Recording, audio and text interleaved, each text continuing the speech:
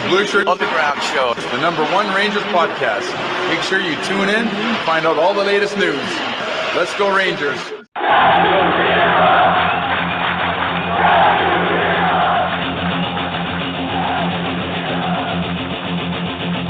Blue Shirt Underground, motherfucker!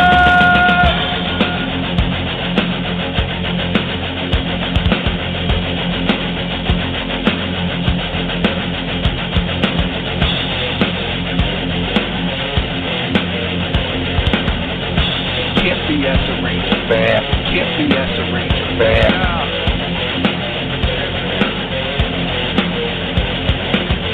This is an unlawful gathering. This is an unlawful gathering. The truth is out there. The truth is out there. This is the underground. This is new media. This is the underground. This is new media.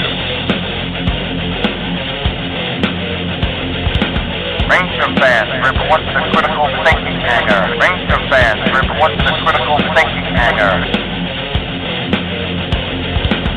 And now here is the starting lineup for the New York Rangers. And now here is the starting lineup for the New York Rangers.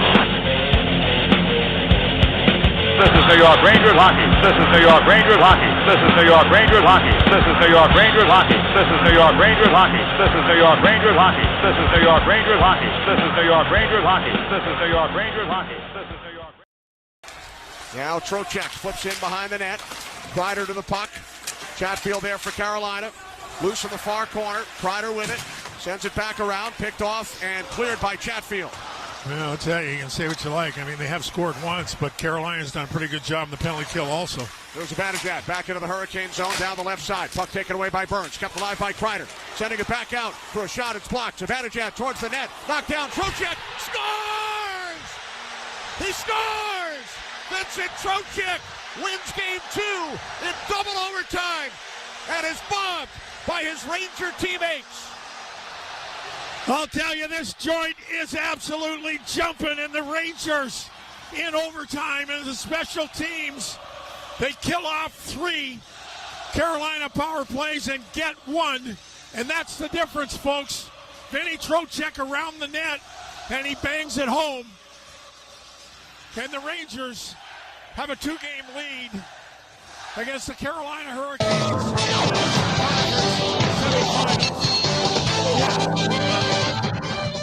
Wow, indeed, Dave.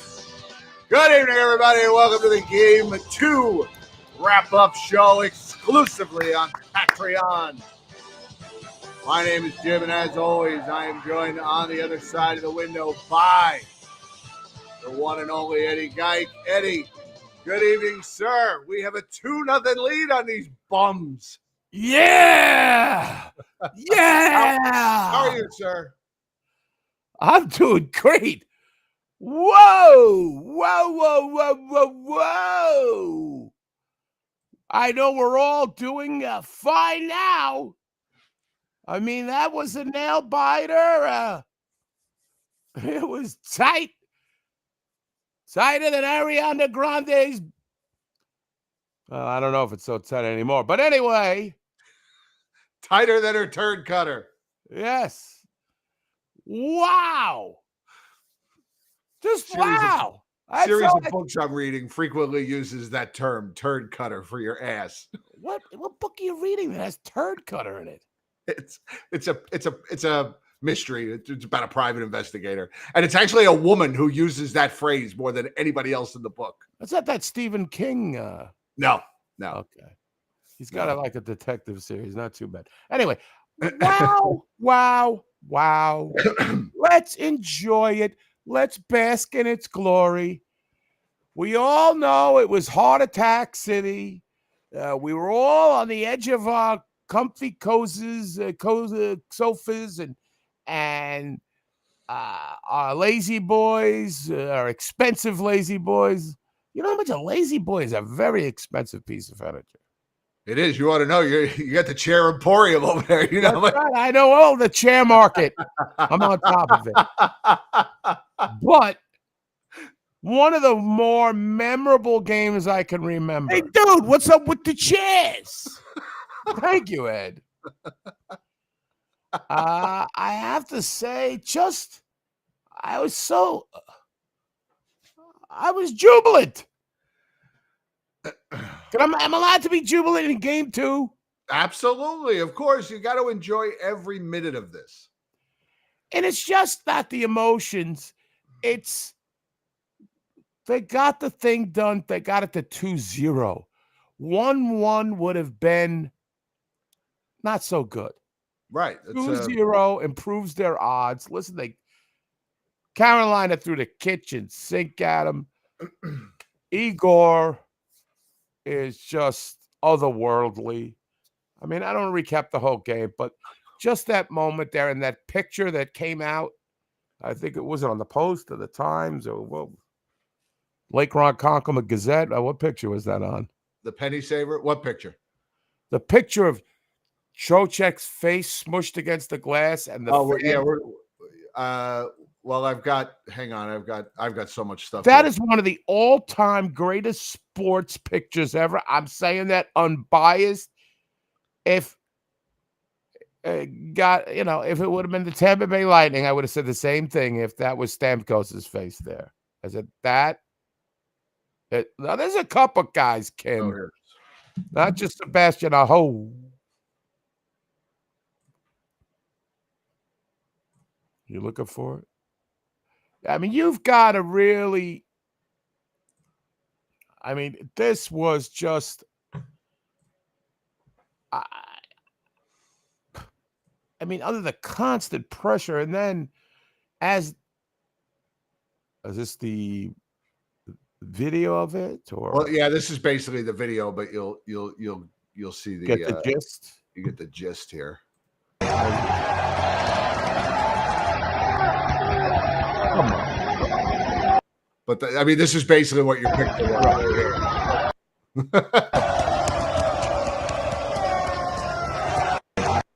No. The Jubilee. There are several guys that I consider as opinion, or girls, women, whatever, chicks, broads, dudes, whatever I gotta call these people, that I respect their opinion. But they came into the series and said, I don't really feel the Rangers have the core. The core is, I don't trust this core. If you don't get jacked and don't get hit over the head that this core is locked in at this point in time, look at those guys. Those are guys who want to win, that are just so jubilant that they won. So to me, the only way they're going to lose is if they get outplayed by another team. The heart is there. That's what I'm saying. The heart is there. Plus, I think there's a different mentality with the core that this coach has instilled from day one. Vinny Trocheck said it last night when they interviewed him after the game on the bench with Emily Kaplan. He said, this has been the mindset from day one. Playing this way, believing in each other, and never giving up. And I mean, let's face it, there were a lot of guys. Well, maybe not a lot of guys. There were a couple of guys who had rough nights last night. Oh. Vinny Trocheck was one of them until that ending goal. He was terrible on faceoffs last night. Horrible. Awful. We were reminded by every second by that Sean McDonough. After the second period, we switched over to Sportsnet. You I couldn't take it anymore. Couldn't take it anymore. I'm going to say it again. I don't know how the fuck you start the game calling Freddie Anderson the Great Dane. The Great Dane. Just come on. Jen watched most of the game sitting on the floor. What was she having? She was too nervous. Yeah, it's tough. Christina was distracting herself with her phone. Wow. She would look up and she waits for my reactions, like, "Oh no, what are you doing?" Like those guys. Oh, here we go. That's my usually like. Now there's something good gonna happen. I was actually pretty calm through most of this game. I got very upset when they gave up the late goal in the, what was that? The second period, right? That was Eddie slamming the coffee table with his fist. Or no, I'm sorry. The late goal in the first period, Orlov's goal. That one I really got mad about. Was that the second one or the first one? That was the goal right before it was 5 seconds left in the first period. No, that one didn't bother me as much. Carolina took the 2-1 lead. The late goal by Gensel in the second period, I didn't get mad. That was more I slammed deflating. that one. That was more deflating because I felt like the Rangers had completely turned that game around. Everything was going right. They had a lot Carolina of pushback. Absolutely on their heels. Game was tied, and I just felt like it was just a matter of time before they took the lead and took over the game in the third period, and then they scored that goal. And that was more like taking the air out of my sails more than I got mad. The Orlov goal I got mad at because I just thought all right, period's over. Right. We survived the big push. We're gonna go into the locker room 1-1. That's fine. I can live with that. And then he scores and it's 2-1. And it's just completely, you have a completely different feeling going into the end of the first period. Well, yeah, there are a lot of crazy things I see in the chat room to talk about. And before we start pitting, you start getting the whipping boys out. Let's still regale. Well, yeah. As we got, but I'll tell you one thing. Which goal was the one where the Jacob Trouba made that egregious pass? The second or third? That was the second Gensel goal, wasn't it? Yeah, that's why because I said, what is this asshole? And then Jake Gensel, who is becoming, this guy is a Ranger killer personified. This guy is scoring goals at a cataclysmic rate for us Ranger fans. But as far as I'm still jubilant, and I'll tell you why I'm jubilant. First of all, the Rangers, their special teams are exactly that. They're special. As of now, again, they have solved that power play. Whatever they do that they did in the regular season and be so high, that Carolina, to me, just doesn't produce enough good shots. They remind me of the old Ranger power play. Pass, pass, pass, pass, pass, pass, pass. Very stationary. Yes. The Rangers power play is in constant motion. The guys on Sportsnet, I can't think of the guy's name now. But he was talking about the Rangers power play. He says, as good as Carolina kills penalties. And he said that very few teams can move the puck the way the Rangers do, as fast as they can, from corner to corner, point to point, into the slot, back to the point. And he said that, and Carolina's having trouble with it. But yeah, Carolina's been very stationary on the power play. Again, it harkens back to, power plays past with the Rangers. Now, but also you got to give credit to the Rangers. Their players, they stay structured in that zone and they don't move. So you gotta, like you said, you gotta move to an open spot. If you just sit there, and then the power play. Now they got to talk. The Rangers only got 2 power play goals last night, 1 in double overtime. The other ones were shortchanged. They weren't full power plays. I think 1 was, and they didn't score. But their power play it's dangerous. It's super dangerous. And I frankly don't think Freddie Anderson is the guy who's going to shut you down. Whereas we have Igor, who will bail us out if the structure fails or they get a good opportunity on the power play. Shesterkin is playing otherworldly. He really is. So with the goaltending, and again, it's 6 games. It's 6 in a row, which is stunning me. I keep waiting for but this really isn't no time for a little letdown. It's easy to say keep the foot on the gas, but you know what? There's another team. Let's give Carolina some credit, man. They come hard. They won a lot of faceoffs. Sebastian Aho had like a flip flop of game one on faceoffs. Yeah. He was dominant. Yep. Jordan Stahl, I don't know how this guy even loses a faceoff ever. I mean, he was dominant. You know, again, they're not going to. First of all, they are well coached. That team does things the right way.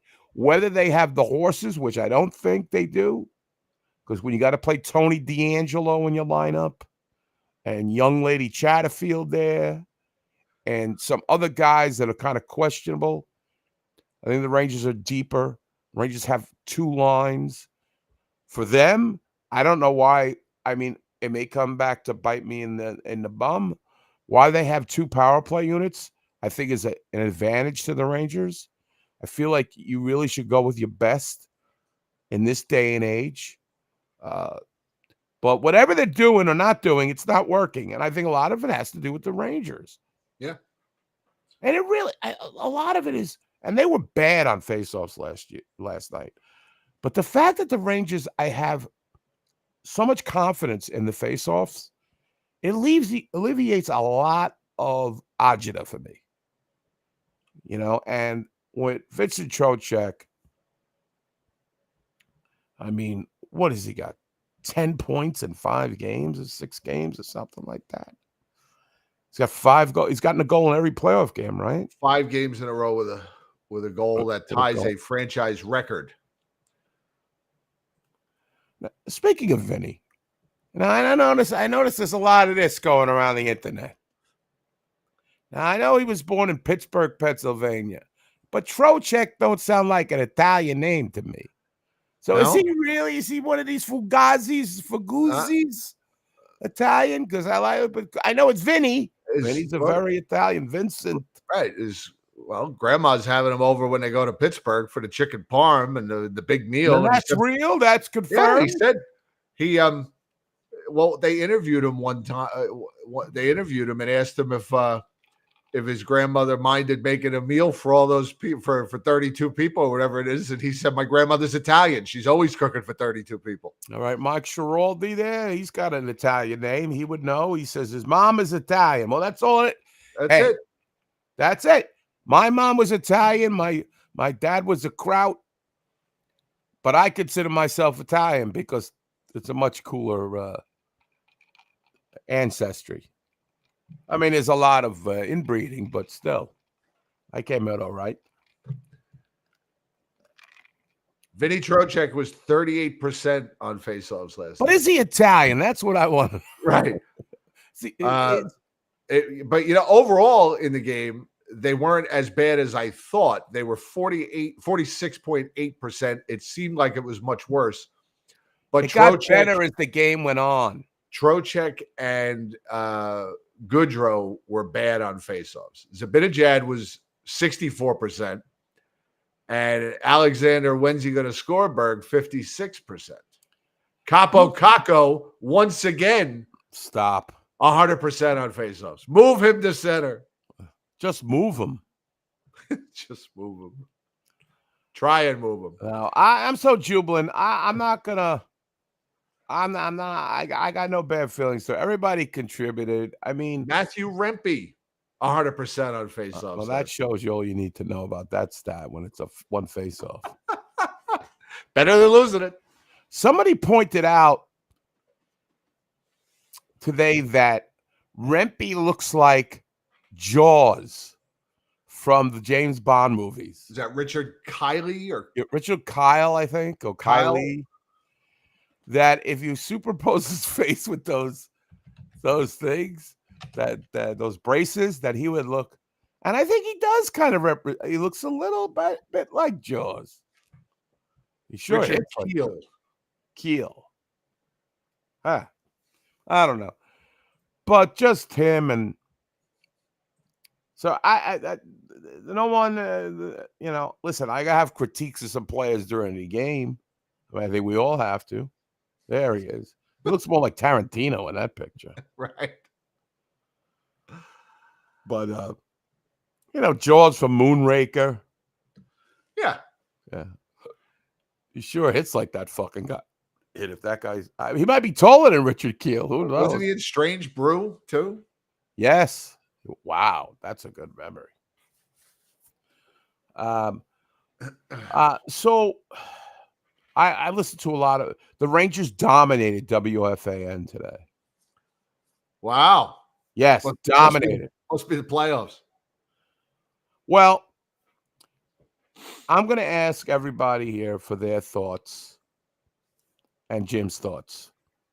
And Jim, if you could post their comments.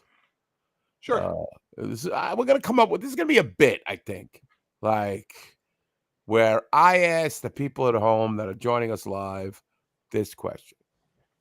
If you're talking Rangers with a guy and he says, I'm a big Ranger fan, but you know what? I'm trying to think of a good example. They really got to get back this guy, Philip Heidel. They need to get Heidel. He doesn't play at your level. That's my that's my go-to saying. He doesn't. If you mispronounce, if he claims, right. I heard today. So what do you guys think? What do you think? If a guy mispronounces a guy's name, does that really? That's a Ranger fan, but I call him Rags. Right, right there. There's another one. I think if you mispronounce a guy's name, you're not really a Ranger fan. Right. And I've always been like this. This is not so, and it's not just the Rangers. It's the Giants, or it's anything I'm really into. I have a hard time having a conversation with somebody on a subject if they're not at my level. Call me an elitist, call me a snob. It is what it is. But if you can't play him, if you're not at my level, I just can't. I can't relate to the casual fan. All right, but this person. Thank you, Anastasia. And I agree with you all. Get it right or don't talk about it. Larry Fishgold, not a fan. Casual fan. This guy claimed, and again, we can't verify it, that he's a Rangers season ticket holder.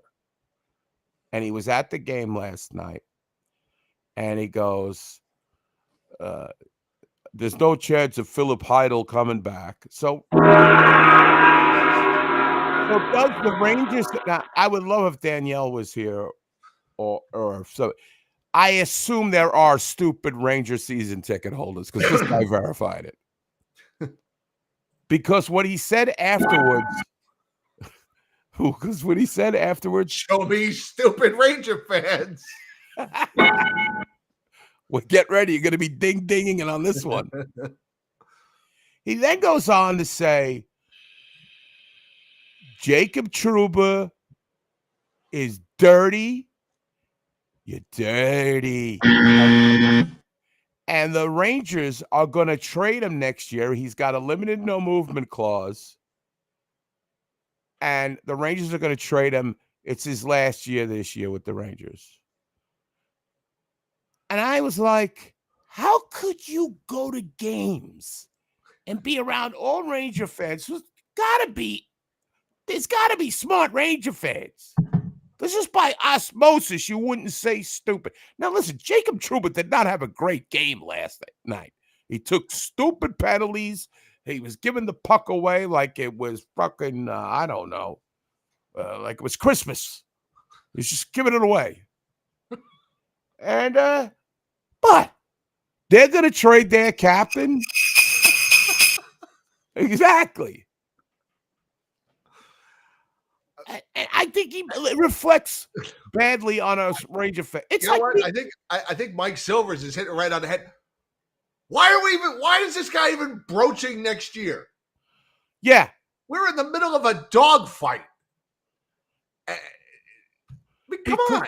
They, I bet you when they get, again, everybody's getting on because I listen to WFAN. I'm sorry. I listen to it and I want to know what the local people are thinking. I'm wondering if they get any press or it's going to be all about the Knicks. And it was predominantly Rangers today.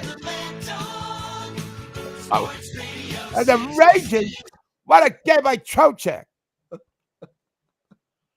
It's fucking so stupid. I mean, and I feel bad because there's intelligent fans out here, and they make us look like rubes. What Dr.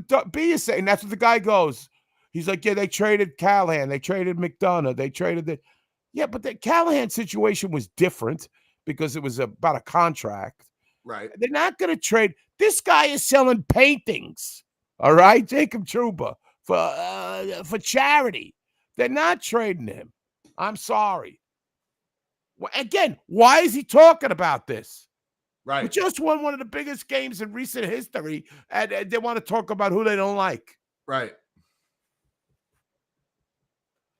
And Haitian Lou isn't worried about next year. He's worried living in the moment. That's right. Haitian Lou, he was drinking his mango punch. Right. Whatever he drinks with the Haitians, whatever they drink over there. Basket on his head. Yeah. Like Carmen Miranda. Come, Mr. Tallyman, tally me.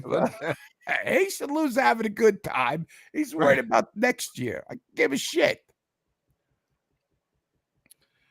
And we'll get into the play and all that stuff, but let's get to the main crux of what they were talking about on the terrestrial radio, which I think I've seen on the internet, is the Trouba non-hit. Me and Jim were sharing before the show, somebody we know, we're friends with on Facebook, that called him a piece of shit for his attempted hit. Useless. All he did was lead the team in block shots and hits, and 7 hits last night. Had the most hits in game 1. He's useless. I mean, they make us look like rubes, folks. Rubes. I'm going to tell you something. I'm going to go into a little mini rant here, Costa. So get on the edge of your chair, but don't fall off. This classifies me as a low-grade moron. We haven't played that one in a long time. Right. Been a while. Breaking them all out tonight. We got the gong back. We got it all. Yeah.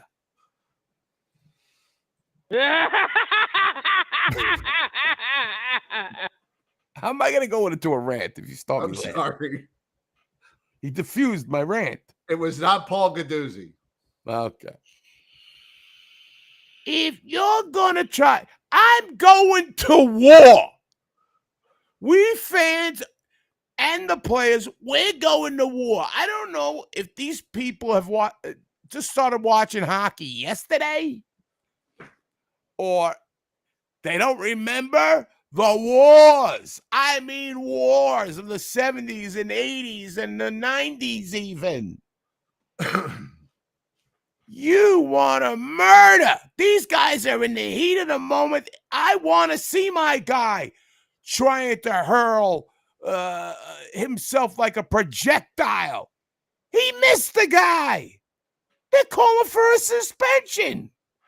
He could have injured himself by that move. More so, right? More so than the Canes player. Yeah, Stanislav could have broke his neck. Natchez, with nobody's name. And that's another thing. If you're gonna come on the radio, fucking know the guy's name. That Netchi guy, he ducked. Netchi. That was the host. That was Evan Roberts. Isn't he an Islanders fan? Yes. Irrelevant. And he's trolling Ranger fans by saying they're going to win the Stanley Cup. He's trying to throw a gooch out there, the whole schadenfreude. Which, by the way, I know none of them in this group, but when we do the big show, those fans are going to infiltrate. They want to come. They are so focused on the Rangers right now. And the fact that the Rangers and Stanley Cup are being mentioned in the same, it is killing them. Their worst nightmare. I love it. Even if it doesn't come true, I just love their suffering. They are suffering, those miserable cretins, those disgusting, depraved, subhumans. that root for these teams that are losers in a franchises that are third rate. You can tell me your recent cups, when you won the cups. You got no Canyon of Heroes. The Islanders haven't been in the cup since I graduated high school. Give it a break. The Devils had a fucking parade in their fucking Meadowlands parking lot. You have a goaltender who had sex with his sister-in-law or whatever. I mean, they're disgraced from top to bottom. So I know it. It's out there. I know it's all about our jubilation, but the fact that I know it's out there gives me even more pleasure. Right. And now that it's hit mainstream media, I love it. I love it. So, okay, get back to the jubilation. Bring it. Bring your hatred. Bring it all. Bring it on. There is nothing, absolutely nothing a New Jersey Devils fan or a New York Islanders fan could say about this franchise that we don't say ourselves. Nothing. Exactly. Nothing. You have nothing creative to say. You have nothing new to say. They must be talking to these goons on FAN, that Goomba, that don't know anything about hockey, and they think all Ranger fans are like that. We're more critical about our team than anybody. We know the flaws. We know the trendings. We know where the game is going to go. We're the first ones to say when things are in the toilet. I mean, this is not like. I think they just hate the fact that we're popular. They hate the whole MSG thing with the Knicks and the city and all that. They're all a bunch of losers. Now, let's talk about the Trouba hit. I want you and the chat rooms, the lovely Patreon members here. Does anyone think that hit deserved the penalty? No. There's no hit. But this is what, again, I don't want to listen. I don't want to mention other announcers but WFA and Evan Roberts was trying to tell Tiki that there was an intent. What was the intent? So we got an Islander fan and a Giant talking about the Rangers. Well, Tiki was saying you can't give him a penalty for intent. Even he knows you can't get. I mean, he missed him. He didn't hit him. I don't understand. To me, it was more. I mean, since he wasn't hurt, it was just more funny than anything else. And the pictures that have come out and the memes that have come out of it, more funny than anything else. Oh yeah, because it looks like a WWE move. Right. You know, like he's Joe throwing Biden trying to get up the steps of Air Force One. Yeah. He's got to stay off those steps. Right. Get him an escalator or something. Right. Get him a lift. In fact, we're still doing this in 2024 too. He's got to walk the steps. Anyway, to me, I've been watching hockey for a long time. So is mostly ever. That's just a goofy play. Like Nature's ducked, and that's the end of that. Right. I can hear what Joey Wagner going. Once again, Jacob Trouba. He's at it again. He's at it again. How many times? How many times has he done this? And that's because you have an ex-goon in charge of player discipline. Shut up, Joey. I don't know why Joey Wagner is being portrayed as somebody on Good Times, but you've been sassing. I don't know. I don't know when Joey Wagner turned into Walona, but okay. Well, you know what? It's because Joey Wagner, he's got that effeminate hand on, like the hand on the side, like. And he does. He's a baritone compared to Cutter, but still, he's got a kind of a squeaky voice. What a loser. So, do you really think he was going to spear himself into the Martin H's? No, I really don't. No. Again, I applauded him for that. I mean, look ridiculous. Buffalo Butt would have kicked Wagner's ass, according to Mr. Stryker. So listen, there were some defensive struggles, Jim. I thought Braden Schneider did not have a first good 2 periods. I felt like it was almost midnight for that pairing. To me, this is what my takeaway was. He got better as the game went along.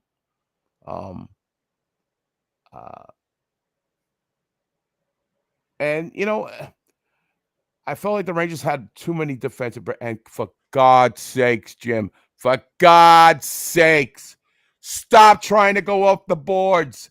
There's always a guy there. It never gets out. They've got to go reverse it. They got to do something, because going up the boards is stopped. If I got to see Brett Burns stop another one, coming out of the zone, they can't clear. They can't clear. They got to come up with some other plan. I know you don't want to throw the puck in the slot area, but you got to come up with another plan, because chipping up the boards isn't working. That defenseman is pinching down, and he gets it every time. No, you're right. Every time. Yeah, we said it. We talked about it after game 1 too. So I thought there would be some adjustments. There really wasn't. I mean, the Rangers came out and got the first goal, which I thought was a key in the game. But getting back to the Rangers' heart and soul, you give up 2 late period goals in the playoffs, one with 6 seconds left. Those are major daggers. That kills games. Yeah. Kills, Jerry. Kills.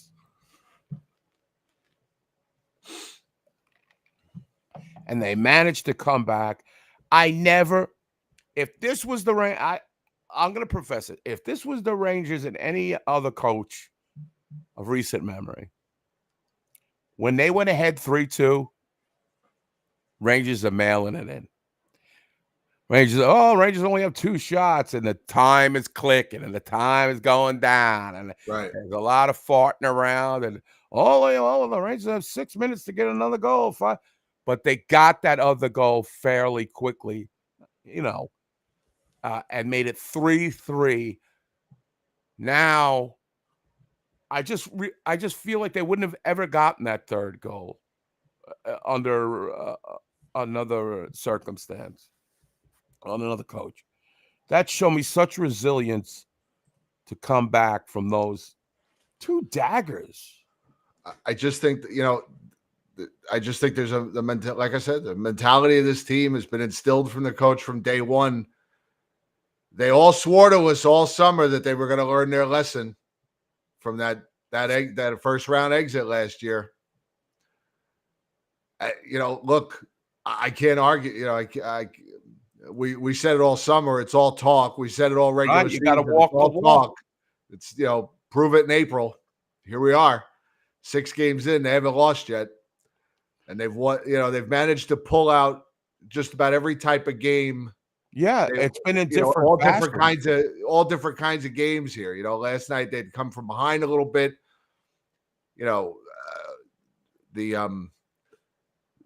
Was it Sean McDonough? I don't remember which broadcast, because like I said, we watched 2 of them. But one of them said, "Oh, the Rangers were in uncharted territory here, being behind." I'm like, came back 29 times this year. Yeah, they almost set an NHL record. Right. Like, if you watched the game at all this year, I mean, this is 1 goal. I mean, it's nothing. It's every night they fall behind by a goal.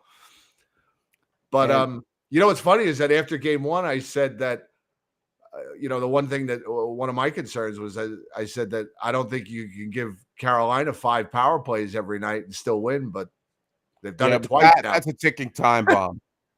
That's a ticking time bomb. They've done it twice. I know, but they've got to be smarter. Some of these penalties are fucking stupid. It's just dumb. It's like they can't help themselves. it's just infuriating. And which is the best is that we take a penalty and that fucking Svechnikov, that punk, that loser, he wasn't taking a penalty after every power play. Right. You talk about a Carolina fan wanting some guy off the fucking hockey team. That lunkhead. He's a dummy. In game 1, I think his penalty was 6 seconds after Goodrow's delay a game. And then last night he took a penalty 2 minutes after Trouba went to the box. He's going to wind up in Chateau Bow Wow. They had enough for Kuznetsov. They healthy scratched him last night. Yeah. For the great Comtois. Maxime Comtois. Jake Gensel also torpedoed one of their power plays last night. Yes. About halfway through. So. Yeah. I mean, I'm just there were and what's weird is that the longer that game went on last night, I still kind of I wasn't even concerned if they hadn't won, because I just felt like they had taken Carolina's best shot all game long, and even if they lost, I wouldn't have been worried for the rest of the series. Even, and I understand, all these years when the Rangers don't have home ice advantage, all we've ever said is, well, the goal is always to just get one on the road. You got to win one on the road. Right. And, but to see them on a night where they were not at their best, a lot of guys, struggled at times last night, and they still managed to get to bed. Well, it's because Igor saved their bacon. Right. But that's what why he's you there have for. 54 saves. I mean, the shot attempts I know were, I don't know, 115 or something like that, or 120. But that's Carolina's. That's what they do. That's what they do. I mean, and they get a lot of shots on goal. They pepper the goalie. They're not what they call high danger, but to me, every shot in the playoff is high danger. I mean, right. And the Mark, I was asleep by about by 12:30. Yeah, a lot of but I did have to pop his Xanax when the game was over. Yeah, I mean, the adrenaline is flowing. Yeah. I mean, it's tough. We should have such problems. I mean, that was just exciting. That's why I don't know. They're talking about several things. That Fox should have gotten a penalty, but how many times have we seen the retaliation get called? That's always the way it is. That gets called. And I didn't think Fox's was anywhere near as egregious as Gensel's. Right. Definitely. And Gensel, another one of these guys, and I forget who said it. Again with between the two. Oh, it was one of the Sportsnet studio guys said, I always love a guy who throws a punch when there's two referees between them. Yeah, yeah. Sarcastically. What courage, as you like to say. What courage. Right? Yeah. And he's Brian Boyle tough. Nobody was tougher than Brian Boyle when there was a referee in between him and another player. Yeah. And right. I will think you might hate me on this, guys, but I think Fox helped that along. Yeah, maybe. There's you're not the only person that said that. I don't care. But that's good. That's good. That's being a sportsman. Right. Not a sportsman-like, but he's a player. Sportsmanship. Yeah. Gamesmanship. Gamesmanship. That's what I was looking for. And I also think, how about what's his face running into Shesterkin? Who was that? Natchez again? Who was that guy? That was Svechnikov, wasn't it? Yeah, this guy's becoming a punk. He's becoming a problem. But you just smile and score on the power play, as right. Michel Bergeron used to say. Right. Apparently, he didn't have a power play like we do now in 2024. So, I'm going to ask you a question, and it's my turn to ask. I'll ask this of the chat room, and I'll ask you first. So, now I know the Rangers' record with Matt Rempe in the lineup is 22-1 or something like some ridiculous number like that. It's absurd, right? But now the Rangers, pretty much the style is that Matt Rempe only plays 2 periods. If it's a close game, which most of them are, Matt Rempe's only playing 2 periods. So the Rangers essentially played almost a full game last night with 11 forwards. Mm-hmm. Do you think that's good strategy? Would you rather have, I mean, he's only getting 5, 6 minutes a night, 7 minutes maybe. And I understand he's impactful in those minutes. Mm-hmm. But if these games are going to go long, is Laviolette doing them any favors by playing them a forward short? Well, I would say conversely, or if it's Carolina, just don't fix it. No, it hasn't really to do with that. I look at Carolina; they only rolled 9 forwards in both overtimes. They threw that one guy out there for a little bit, so apparently they're abandoning their 4th line. So, I mean, I don't really see a problem with it. I mean, I do agree with you though when you basically say if we're up by a goal or 2 goals, you're not seeing the ice. Really, like, so he's just out there for like like you said, the first 2 periods. And I guess my other question is, how much of it is concern that he's a rookie and he doesn't trust him fully yet, and how much of it is a penalty concern? That's a good question. I think it's a little bit of both. I mean, he's a Labrador out there, like you said. He's just right. He even skates like he's all over the place. I mean, right. I call him when he skates. Sometimes he looks like a wacky waving inflatable tube man. Yeah, he does. and it's funny because he's kind of, at that height. You're going to be an unorthodox skater. Right. You're not going to be Jacques Lemaire out there. You're not going to be a gazelle. Yeah. So it's awkward looking. It kind of reminds you when Nick Fati used to skate. He was just, his feet would be moving like Fred Flintstone, but he'd be going nowhere. Right. It's just, that's the way he learned.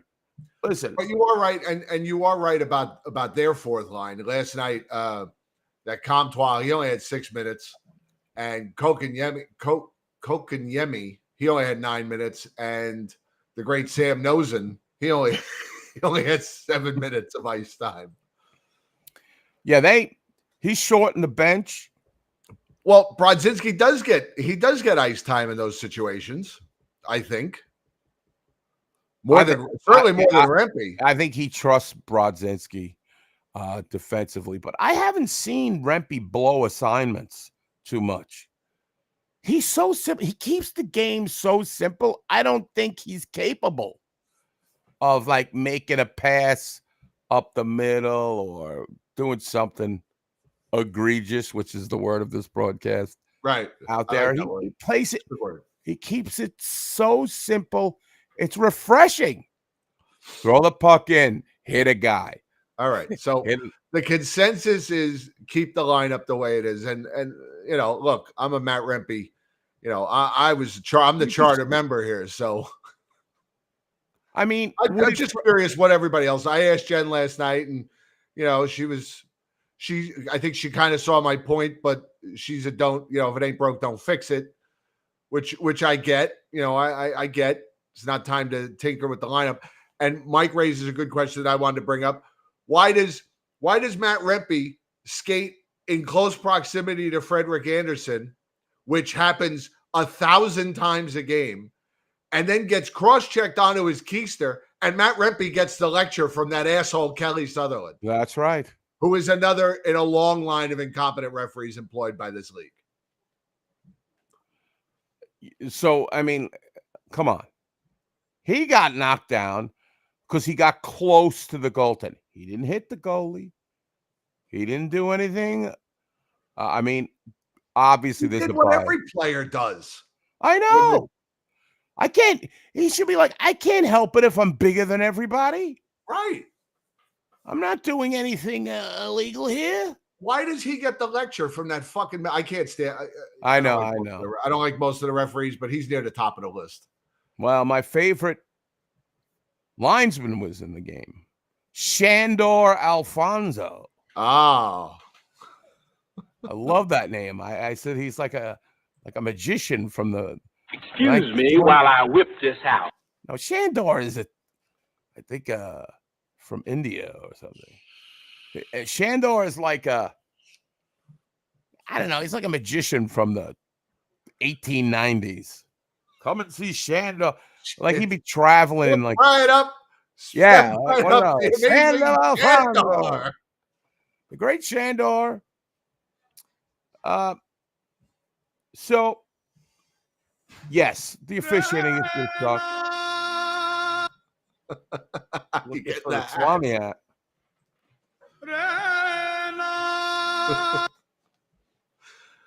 Anyway, So Shandor the Magnificent. when I heard he was doing the game, I was like, well, maybe we got a chance. I'll be a good luck charm. So okay, the consensus is Rempe should stay in the lineup, and look, that's.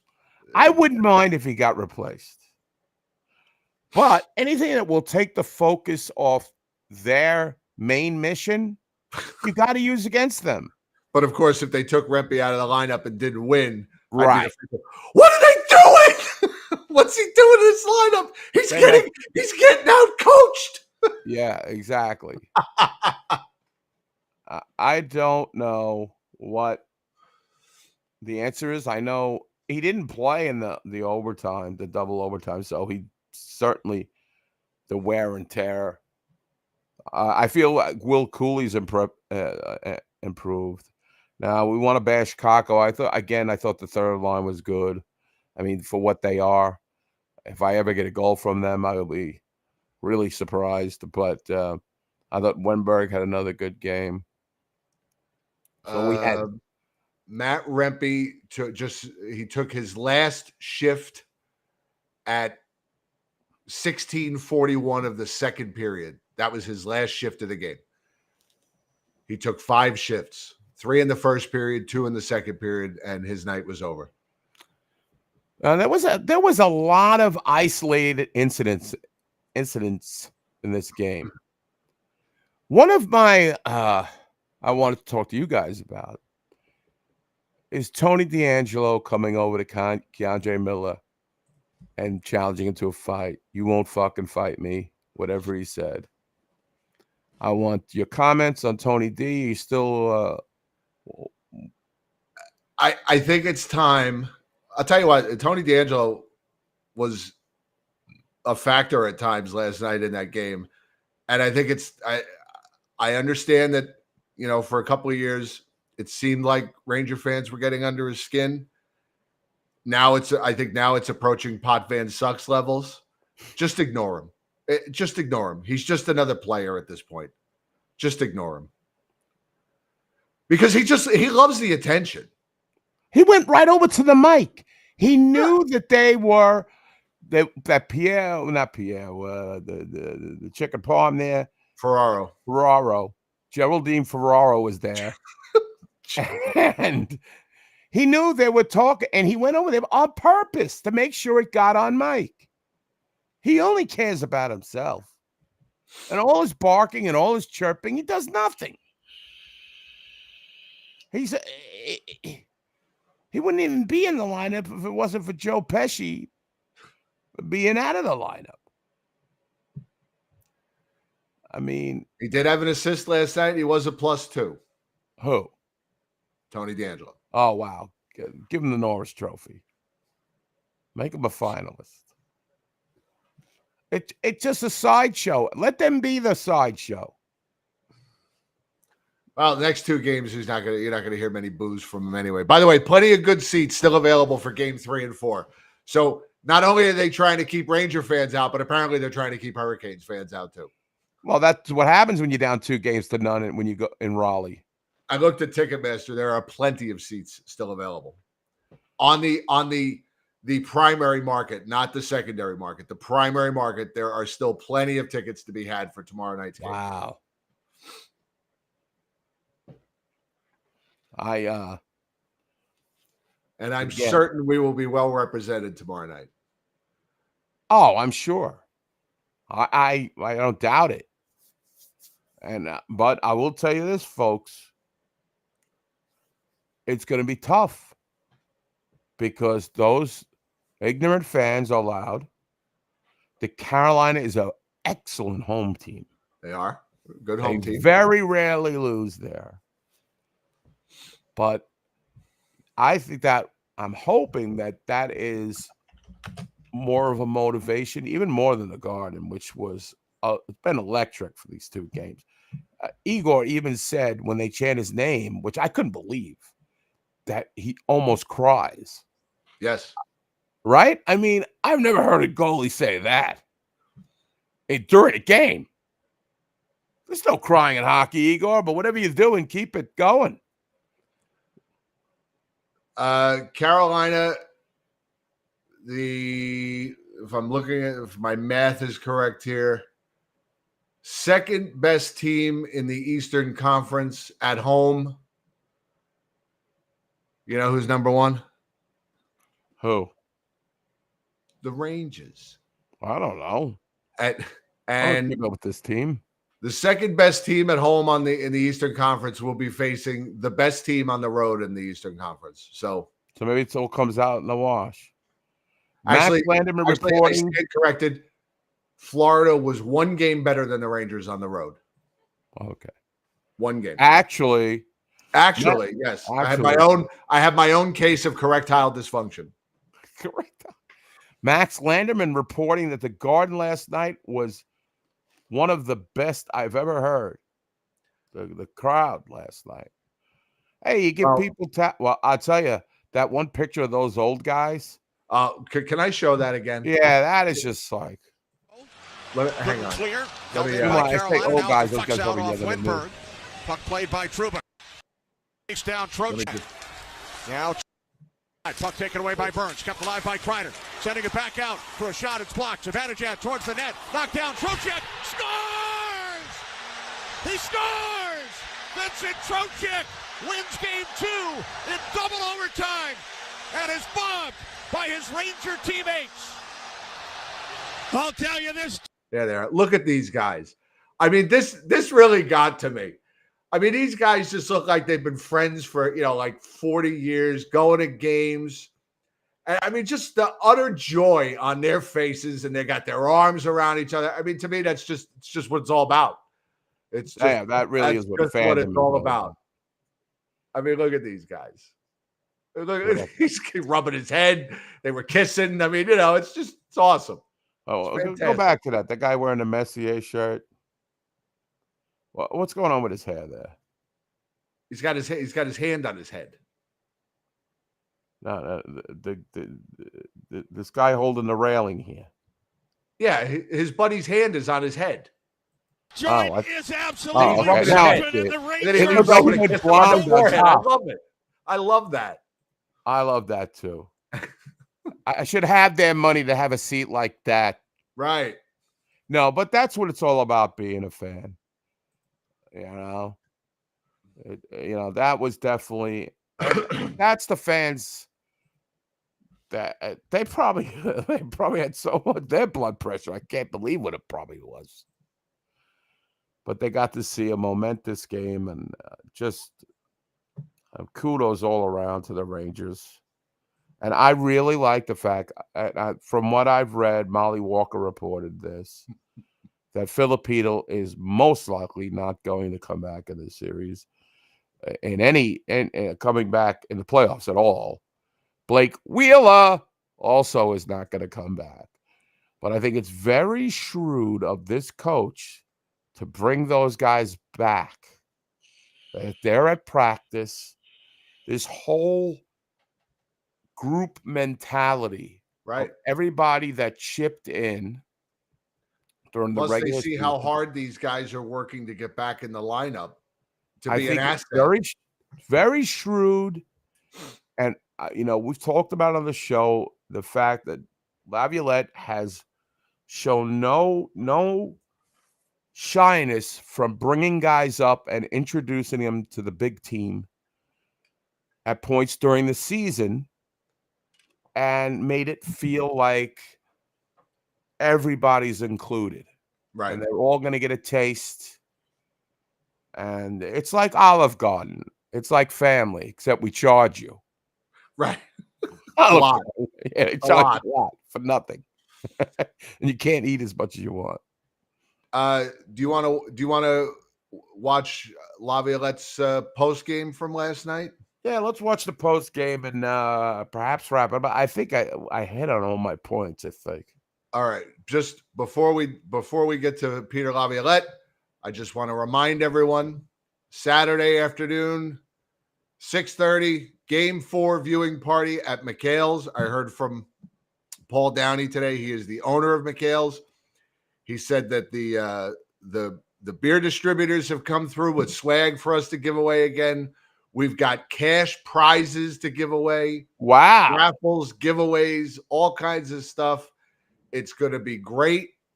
If the Rangers could pull off a Game 3 victory, you know what'll be on all our minds on Saturday.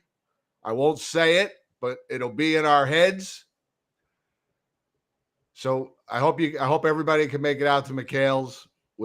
Sounds like we're going to have a pretty good crowd. Please come out, support the show, support the Rangers, watch the game with us. It's going to be a blast. And bring 10 of your closest friends. Chris Johnard is bringing a raffle prize. Oh, he's wonderful. It's going to be a lot of fun. I'll have the girls with me. And do you realize that if Rangers win Game 3, there'll be more people at McHale's than will be at in Raleigh, Carolina fans? Yes, it's going to be a lot of fun. If you're on Facebook, please RSVP to the event page. It's public. It's on my feed. It's in our group. It's in the Patreon group. I have posted it on everything the Rangers have posted on Facebook in the last 3 days, just letting people know that we're doing a viewing party if they want to come out. We just want to have a good turnout for McHale's. They were nice enough to put this together on short notice for us and come through with some prizes. So Kana will not be there. He is unable to attend this one. So no bachelor auction on Kana. He's spoken for anyway. He's got a woman waiting for him at Port Authority. Yeah. So Haitian Lou's in charge of his romance now. Now, before we listen to Laviolette, you good for Friday night to do a Game 3 wrap up? Will that work for you? Yeah, I'm good. Yes, there will be a Facebook Live or YouTube. It'll be a YouTube feed, just like we did the last viewing party. It'll be on YouTube. Yeah, Friday night, I think I'm good. I mean, right now, as of now, I'm good. All right, so we'll be back 7:00 Friday night for a Game 3 wrap up. Let's hear what the coach has to say. Let me just get the video. Local video. There it is. Go down to is this the right one? Yes. Open. All right, coach. Yeah, I mean, it had some peaks and valleys in it too. I thought we came out good. I thought, the end of the first period kind of flattened out a little bit. I thought we came out with some good jump in the second period and really did some things that we were liking, and then they scored at the end of the second. And third period went back and forth. I do think that as our game went on, I thought, we stayed with it, maybe even got better, through the overtimes, and had to kill a couple penalties in the overtime, so you got to fight through that and then get the power play opportunity. So I mean, it was a roller coaster a little bit, and for the guys to stay in there, locked in and focused like that, that was a pretty big effort. Dan? Peter, you've talked a lot so far in these playoffs about Vincent Trocheck and everything he does for you. Will he lead your team in ice time? He leads the game in ice time tonight. Yeah. He scores the winning goal. I don't know what more you could say about him, but you want me to? Yeah, I mean, just maybe about this game. Well, it goes back to what I said. If you think about it, now it's in playoffs, and it gets pushed into games that have an overtime or multiple overtimes, and yet his role doesn't change, and he's part of every part of the game. I mean, I'm double shifting him just for backing up face-offs or just getting 2 centimen on the ice. That's more time on the ice. That's extended time. The power play, the penalty kill, the 5-on-5 play, his lines production, the end of a game, either way. and he just keeps answering the bell with it. You know, he was noticeable. He's engaged. You can see it in the way, in his demeanor, and you can see it in the way he's playing the game. He's engaged. Little Mark. Peter, this was the first probably true bit of adversity you faced in these playoffs for an extended period of time. Can you speak to what is it about this team that didn't blink, doesn't blink, and what can this do for you going forward? Yeah, I mean, I don't necessarily know if it's adversity. To me, it was just a good hockey game. I said it the other day. You do well and you finish high in the standings, and second round you're playing a team that's like a couple points behind you. And so they're a good team. They're a really good team. And so it's not. This isn't going to be control all 60 minutes and move on to the next game. You're going to have to fight just to get your share of the half of the minutes to go your way. And that's probably the way it is from here on out. It's playoff hockey. The game was fast, it was furious, it was physical, there was a lot of energy and emotion inside the game. It's everything that you would want in a playoff game. And so it goes back to what I said, there's going to be peaks and valleys. But to answer your question on that, like, I do agree with you. We were able to come out of some of those valleys at the end of the first period. I thought we dipped. We came out in the second period, and I thought that we were on point with our game, trying to get back in. And we gave up the goal at the end of the second, so you could dive and dip again. And so I'm glad that we were able to, when it was rolling, when the wave was rolling up and down, we were able to, when it was down, we were able to push it back up again. Go to Andrew. Just what are you seeing out of Laugh? You know, it was his first couple of playoff goals in a couple of years, but he's been producing consistently in the playoff. What are you seeing him on that side of the puck? And then with the way you're using that line, have you liked the way he's stepped up defensively in the playoffs? Yeah, I mean, I think for me it's just a continuation of his regular season. There's good chemistry on that line. It has not been touched the entire year. We haven't moved any pieces in or out in different directions. He was going tonight, and so when a player's going and you can see it, and I saw it, you want him out there more. You can find time, and you can double shift him, and you can find some extra minutes for him, and that's the same way as the regular season. I mean, I think he's taken the regular season and the confidence that he got from that, and he's bringing it into the playoffs. Go to Ethan. Ethan here. Oh, sorry. Peter, just first of all, just how big was Igor, and then second, how good was it to see everybody kind of jump to his defense there, early in the game when he took that hit? Well, he was fantastic tonight. I mean, both goaltenders had to make big saves, or the game would have went in a different direction. But I thought he played a heck of a game. He made, and then you're in overtime too, and when your goaltender is making those saves in overtime, I mean, when you do it in the second period, you got maybe half the game to fight back. But in overtime, those saves have to be made, and he was fantastic. And like I said, I thought we got better as the game went on. I thought he got better as the game went on too. And I think it's just natural to stick up for your goaltender. Guys are going to jump in there, and they know how important he is to this team, and they're going to defend him. Finish with Fuge. Tom. Slate. Coach, why have you been able to dominate the special teams the way you have these first two games? Yeah, I don't even dominate. I don't know. We're working hard. I know what they have on the other side for the power play, and I think our penalty kill is working really hard and trying to do the right things. And we've gotten big saves from Igor when we needed them. The power play has been pretty effective all year. Kind of like the questions that we're asking about players and Laugh.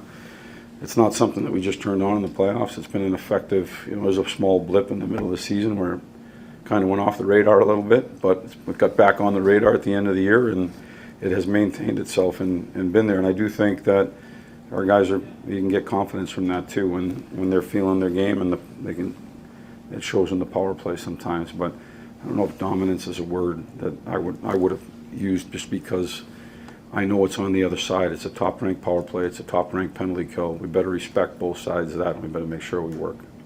Thank you, guys. Go ahead. I'll give one more. Peter, I was going to ask about groups you've been around in your career. You've obviously coached a lot of teams. We've made that joke a lot, but everything about this group seems contagious. The fun they're having, the winning. Can you talk about just the camaraderie amongst the group right now. Because winning 6 playoff games in a row is pretty remarkable. I do think they're having fun. I do think there's good camaraderie. I think that they play hard for each other in a game. I think they practice hard together. I think they get along well off the ice, and I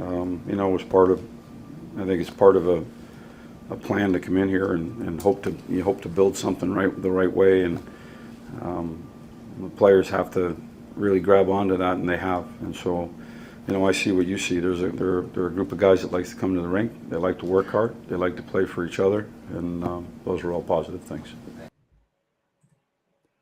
There you go. It's just amazing that he actually took another question when it was over.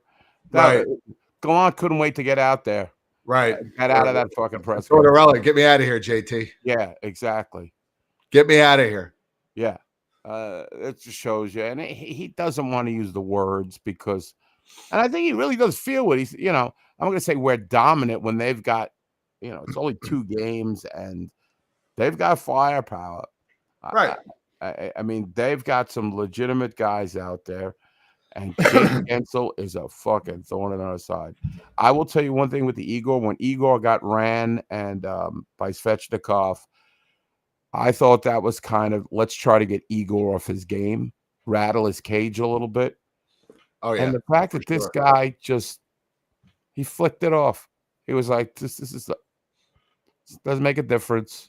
Right. Because you know how crazy he gets, like Oh, he's a hothead for sure. He's a hothead. He was charging people during another scrum, and but he's able to keep his composure. And you're going to expect the Igor chants are going to be in Carolina. Rempe's going to get booed like what. I mean, who cares? And they'll be calling. And I'm telling you, this is the Carolina Hurricane fan base is the most ignorant fan base in NHL history. They will be hootering and hollering every time a Kane guy falls down, regardless. And I really do feel that the Rangers have been on the short end of these calls. I do. I feel that way. Maybe it's my Ranger bias, but I feel like the Rangers have been more under the microscope than Carolina's, and some of it has to do with Rempe. I think sometimes the fans go a little bit overboard in wanting everything to be called a penalty. There was a couple instances last night. I said, that's not a penalty. I know the emotions get high. See, Joe, they don't know what the game is about. They're too busy with those two. What's the word I'm looking for? Those 2 Faguzis that dressed up the same there. Fanooks. Joe, are you going to any of the games? Is the great Mandar going to any of the games? No, Mandar is limited in his travel right at this point. Oh.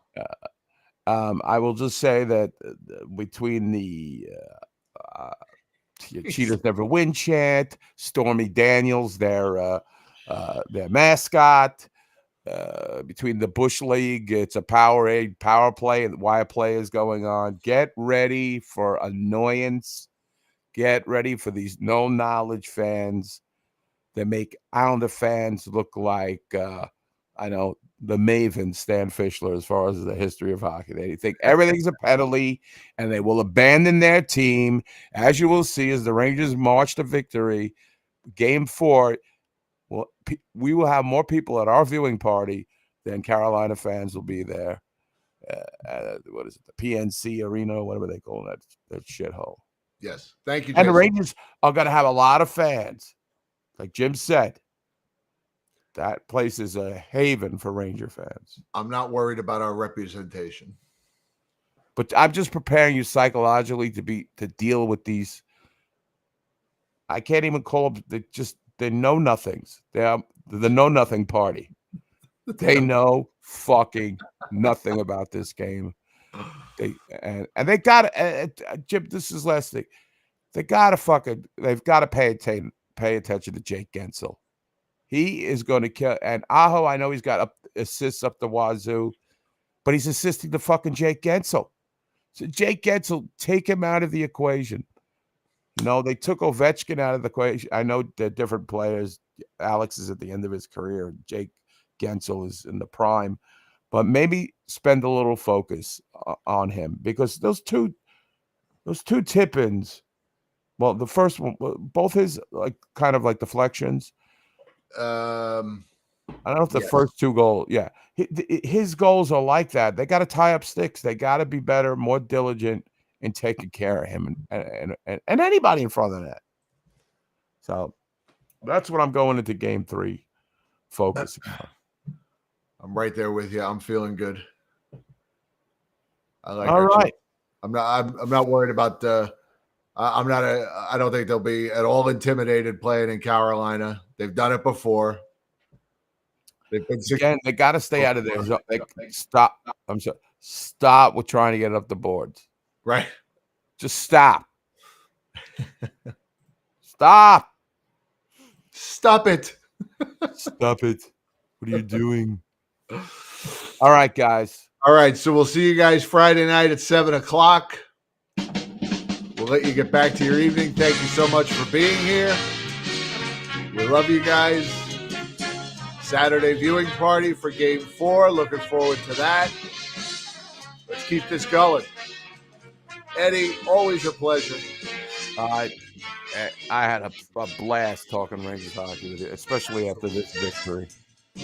Thank you guys for your support, your continued support. We love you.